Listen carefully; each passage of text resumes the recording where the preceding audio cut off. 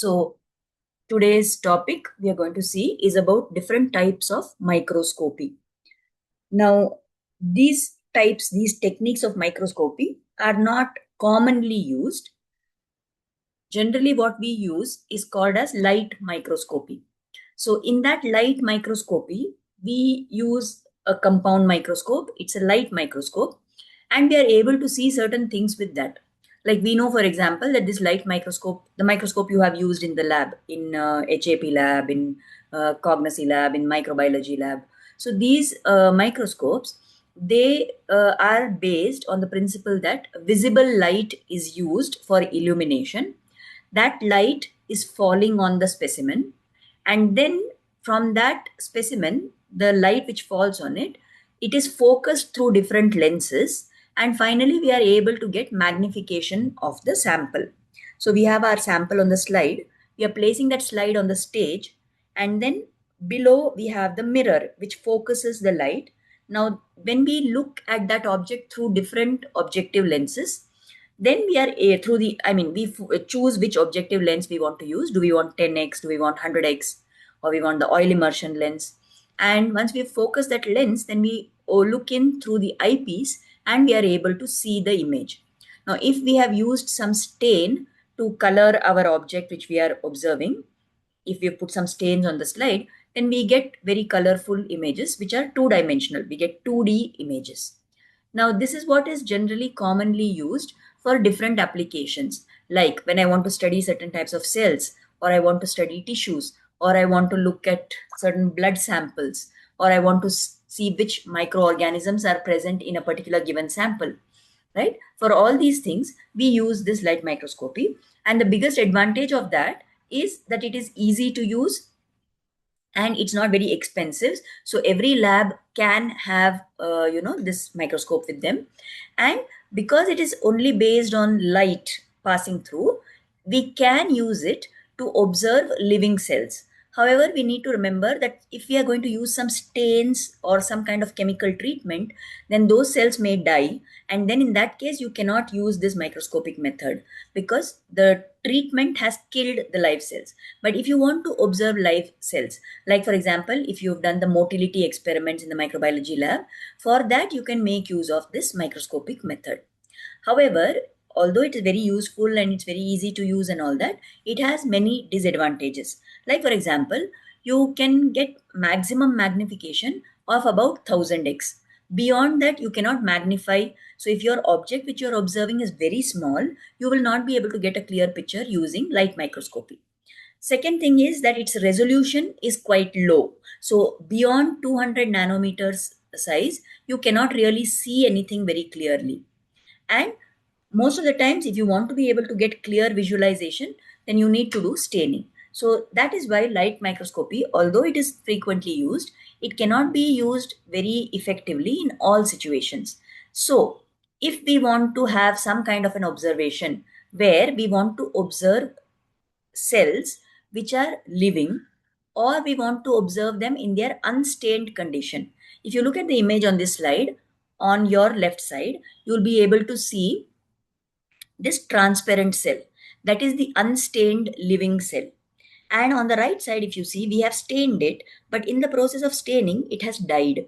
So if we want to study living cells, but without staining them, then we have to use some other method other than light microscopy. This is where the different other techniques of microscopy become important. So one of those techniques is called as phase contrast microscopy.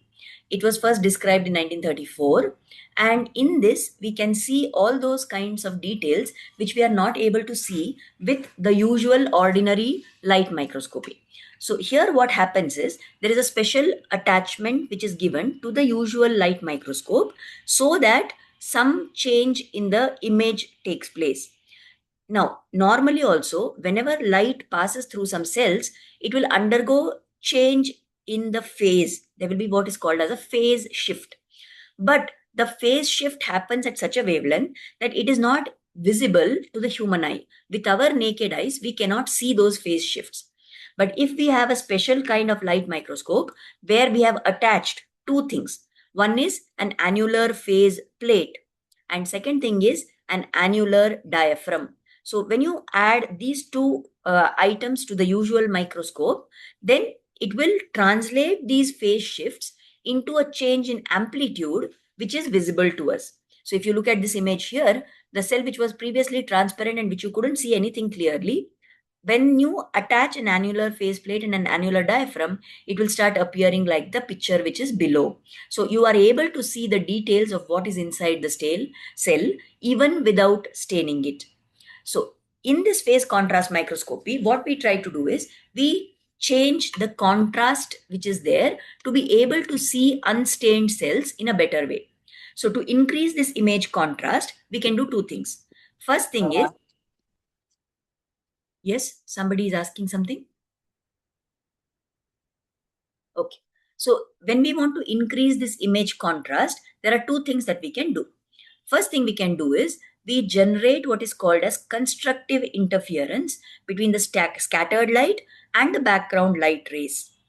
The second thing that we can do is we try to reduce the amount of background light which is there reaching the image plane.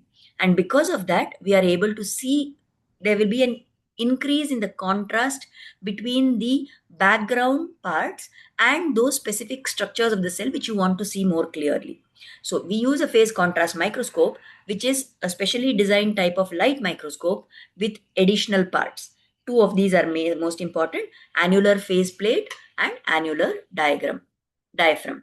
So if you look at the microscope, it will look like the usual one, but there is going to be one lens which is separate, which is called as the phase contrast objective lens.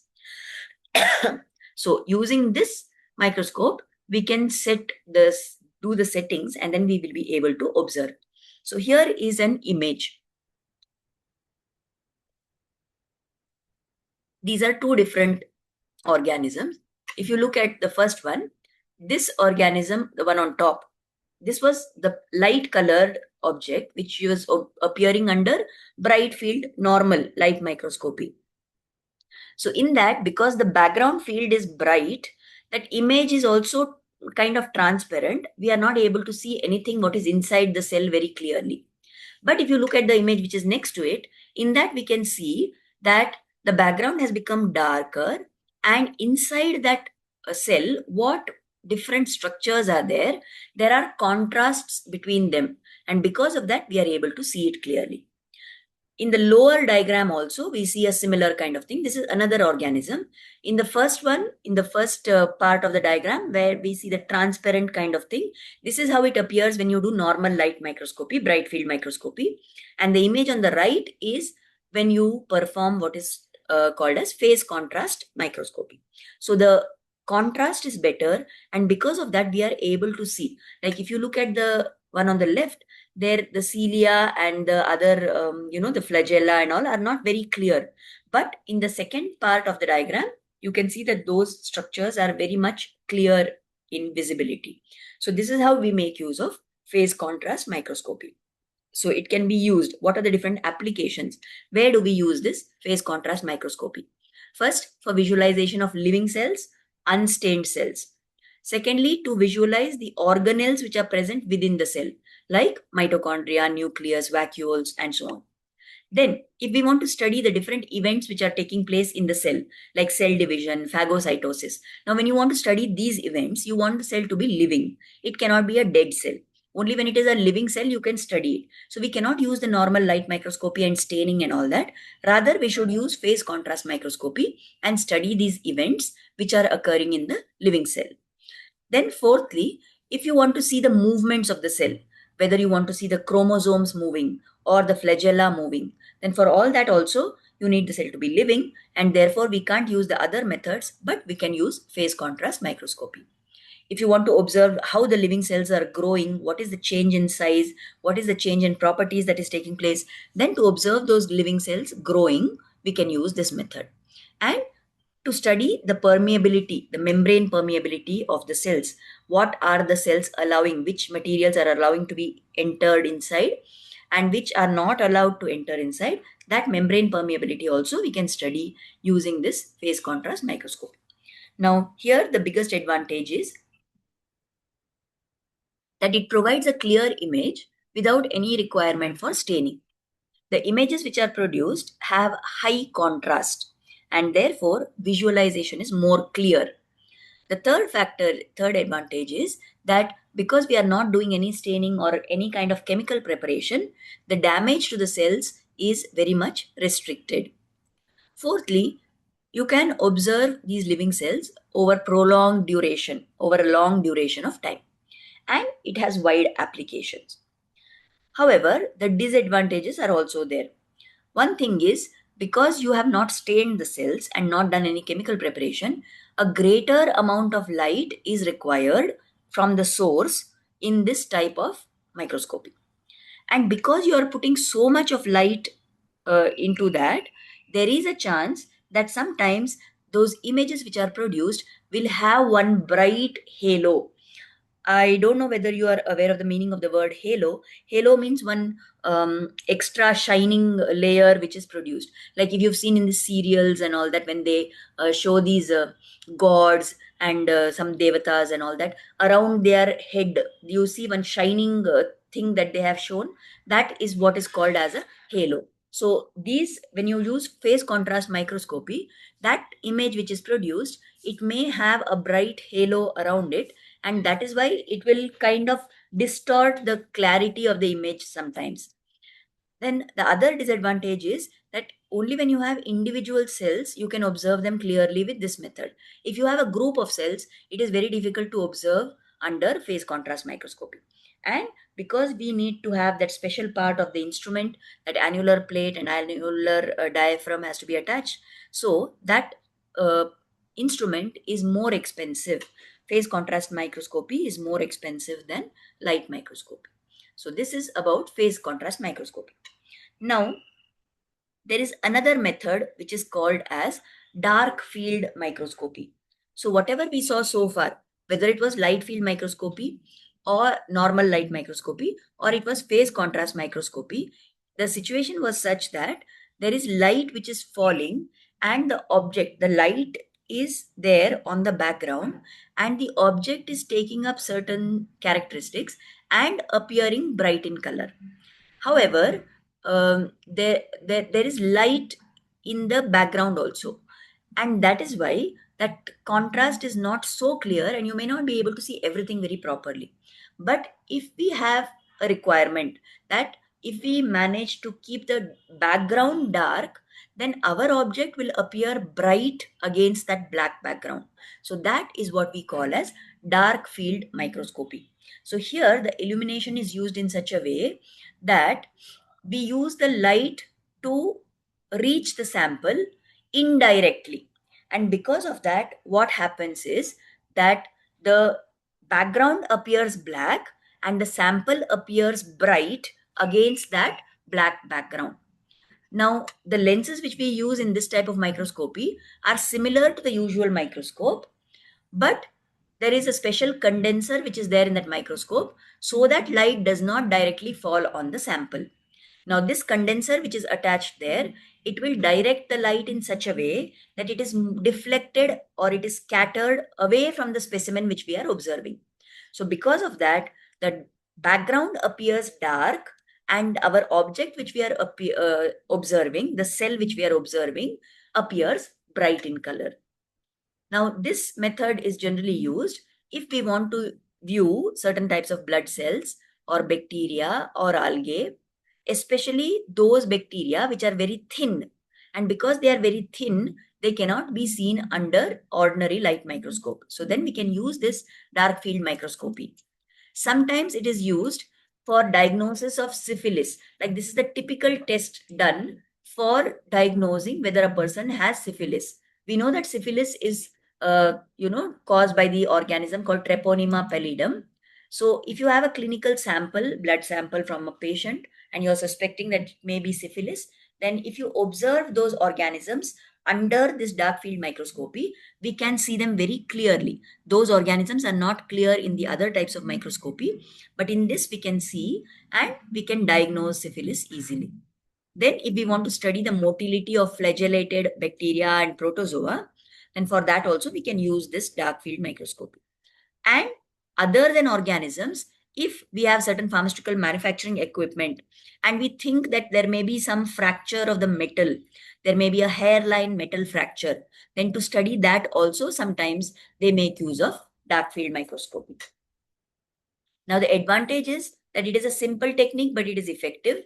It can be used to study marine organisms. It can be used to study external details on equipment. That is all good about it. But because the low level of light is there in the final image, it is not very clear sometimes.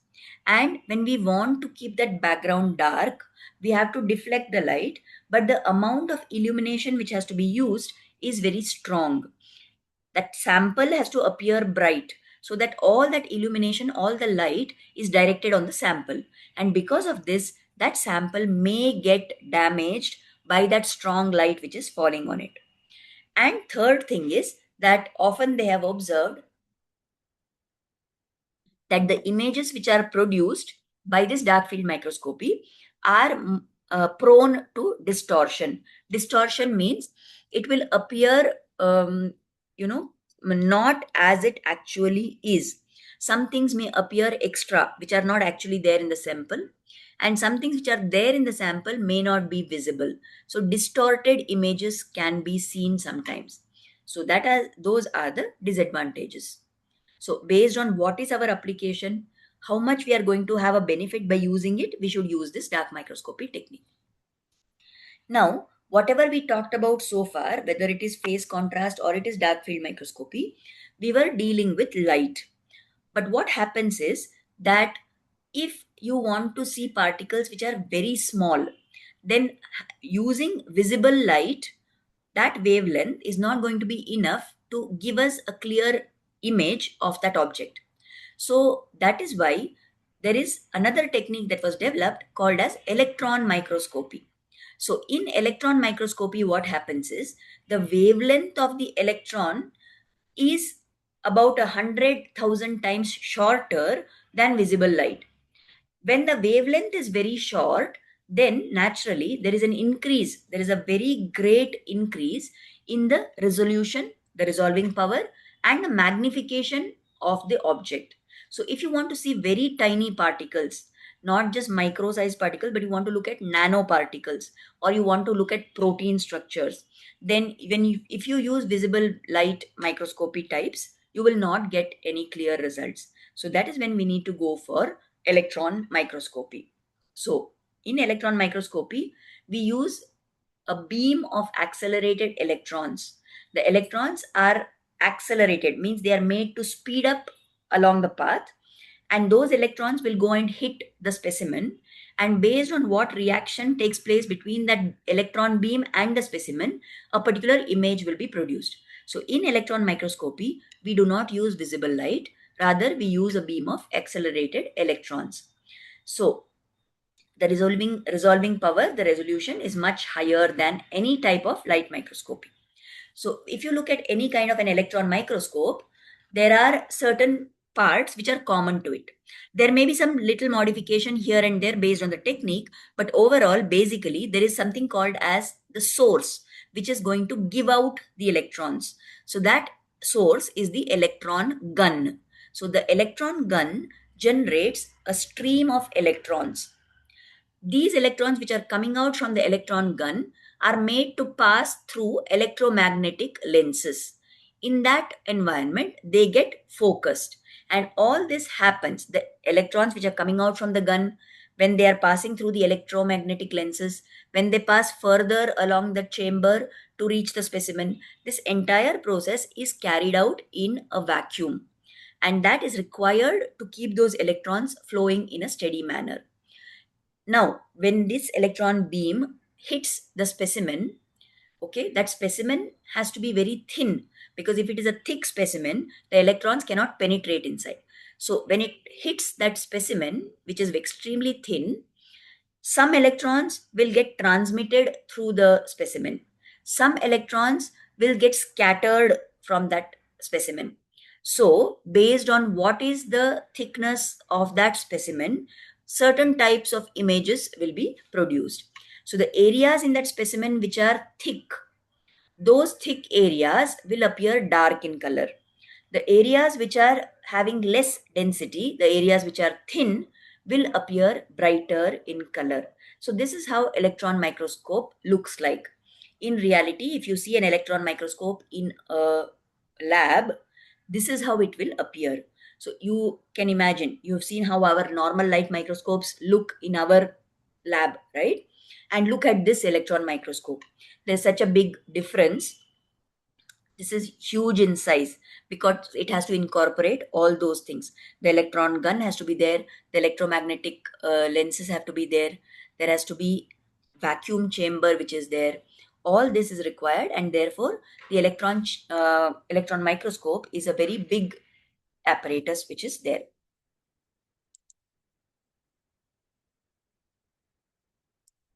Then coming to the applications. Now this what we are discussing is the overall applications of electron microscopy. So it can be used to investigate the ultrastructure. Ultrastructure means the very detailed structure at high magnification for a wide range of biological and inorganic specimens, such as microorganisms, different types of cells, large molecules, samples of our biopsy, metals, and crystals. All these we can use. In industrial level, they may use electron microscopy for quality control purpose, for failure analysis, but this is not so much relevant to our microbiology. Sometimes if you have particles which are nano sized, right, then you may need to do analysis of those particle sizes, you need to characterize materials, all that can be done. Like for example, I'm not sure if you are aware, but in pharmaceutics nowadays, the biggest thing that is going on, research is going on, is into nanoparticles, particles which are in the nanometer range. So you can have nano emulsions, you can have nano suspensions. Like particles are made into nano sized particles, and then you have an emulsion which is prepared using that. So the need for an emulsifying agent is very less, because when the particle is very small, it can be suspended easily. So like that, if I'm going to formulate a nano emulsion or something like that, I may need to do analysis of the particle size of that whatever I have prepared. So for that kind of particle analysis also, we need to use electron microscopy. Sometimes they need to study the mechanism by which a disease progresses. So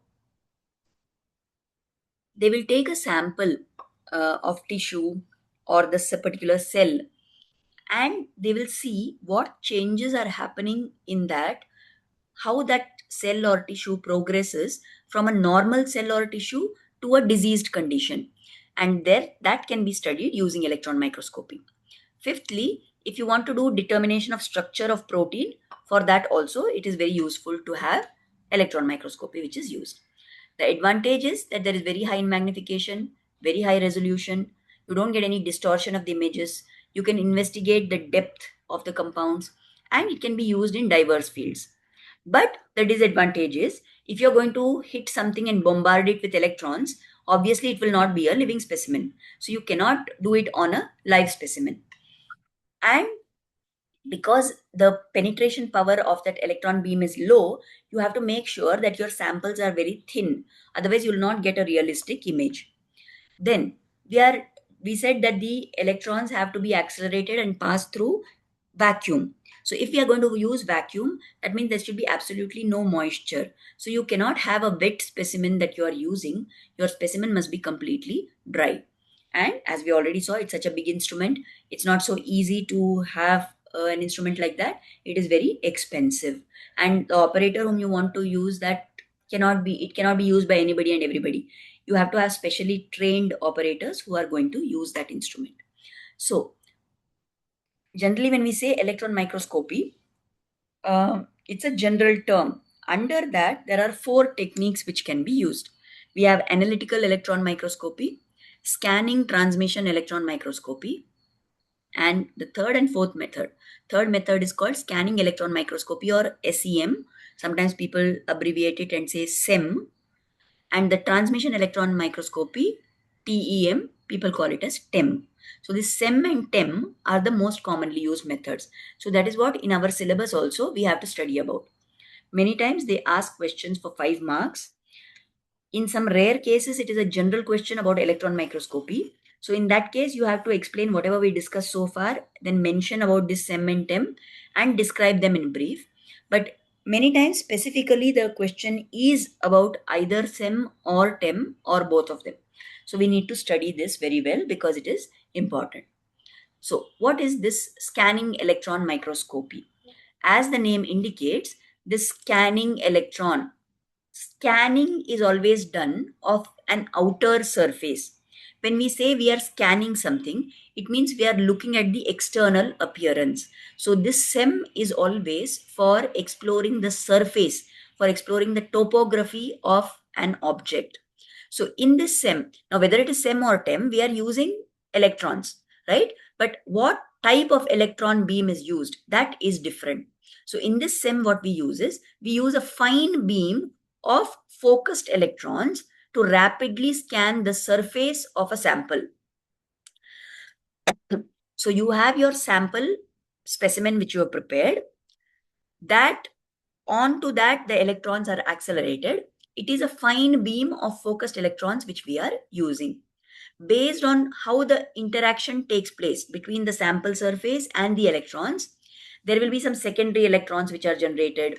There will be some what you say back scattering of electrons which will be there. There may be some x-rays which get generated. So by analyzing all these, the image of the surface of that object is focused for us, is given to us. So here if you look at this picture which is there on the right side, the extreme right, that is the appearance of the external surface of an apple.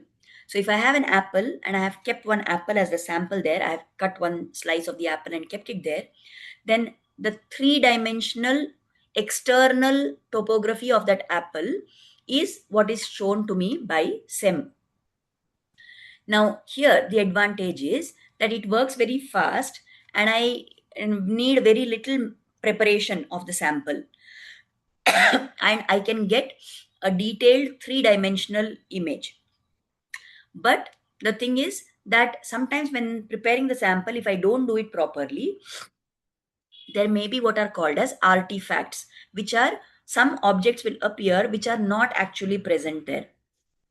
And whenever somebody is operating this SEM, there is a chance that they may get exposed to some unwanted harmful radiations.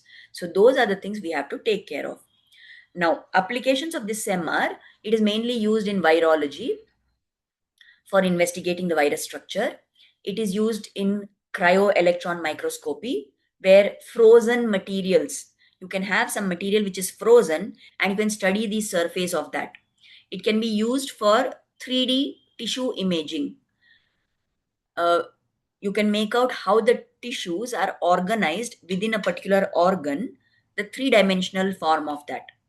Then, if you want to do some forensic studies, like you have some material, you have a surface, and something you can't see what is on that surface, but you want to find out. So, this SEM can be used for that purpose. Then, if you have very small, tiny microorganisms, or you have tiny worms or spores, and you want to see their external image, you want to see their external properties, the surface structures, then you can get 3D images using SEM. So if you look at this image here, this was something which was put out during the time of COVID. So that coronavirus, COVID-19 virus, if you look at this image, the pink and gray colors are the cells in the host. And that yellow color, bright yellow color object which is coming out of that is this coronavirus which is attached to those cells. So this was found when they cultured that virus in the cell, they got images like this. So if you look at that yellow colored coronavirus structure, it is the external appearance. You can't see anything which is there inside that viral cell, but the external appearance you are able to see in great amount of detail. You can see it like a three-dimensional structure when you actually observe it under the microscope. Okay, next type of microscopy is this TEM, transmission electron microscopy. So in SEM, we said that it uses a fine beam of focused electrons.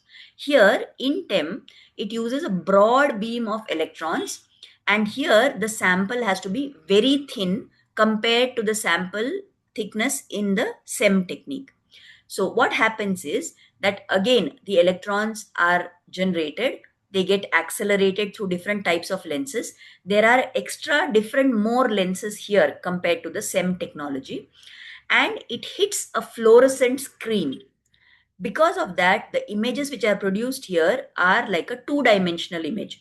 In scanning electron microscopy, it is a three-dimensional image which is produced, but in transmission electron microscopy, it is a two-dimensional image which is produced. So it gives us atomic level kind of magnification. So if you take again the same example of the apple, when we cut a slice of the apple and use that as a sample in SEM, it gave us idea about the external surface of the apple. But if you look at that same apple slice through TEM, you will find that you'll be able to see the seeds and the core part of the apple in this kind of microscopy. So it gives us data about what is inside the cells, and it gives us two-dimensional images. So, because of this, it can be used whenever we want very powerful magnification and we want to know what is present inside the compartments of a cell. But again, special training is required. Then the instrument itself is very large and expensive. And the images which are produced in this TEM, generally, they are black and white. They are not colored. So most of the times this TEM is used as a diagnostic tool in medicine, like especially when we perform what are called as renal biopsy. If somebody is having malfunction of the kidneys and you need to cut out a part of the kidney tissue and that is called as a biopsy. You take out a small slice of that renal tissue and you study it under the microscope to find out if there is some malignancy or cancer or tumorous growth or what is the problem. So for that, most of the times TEM is used as a diagnostic tool. The other thing is that I think you've heard of people saying that they had to take CT scan. The CT scan is nothing but cellular tomography scan. So here, a kind of wave is used, and that when that penetrating wave enters into that object, it gives us an image by scanning that.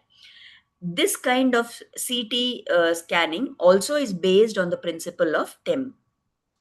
Then, when we want to study tumor cells in cancer research, we can use TEM. And if we want to study the impact of environmental pollution on different kinds of organisms, then those kind of toxicology studies also make use of TEM. This is a TEM image which was produced of coronavirus.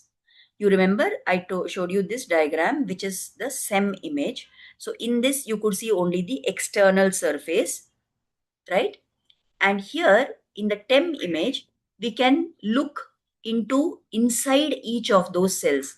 What is there? Now, if this same image is magnified further and studied under better resolution, there will be even more clarity of what is there inside that coronavirus. Okay. So here I have put some pictures. Like for a budding yeast cell, you look at the image, compound microscope image shows like this. If I do normal light microscopy, I can see the image like this, where the background is slightly yellow and those yeast cells appear just brown in color. Then you can see the second image which is given for that, which is TEM image, which tells us what is inside. So you can look what is there inside that budding cell, what structures are there.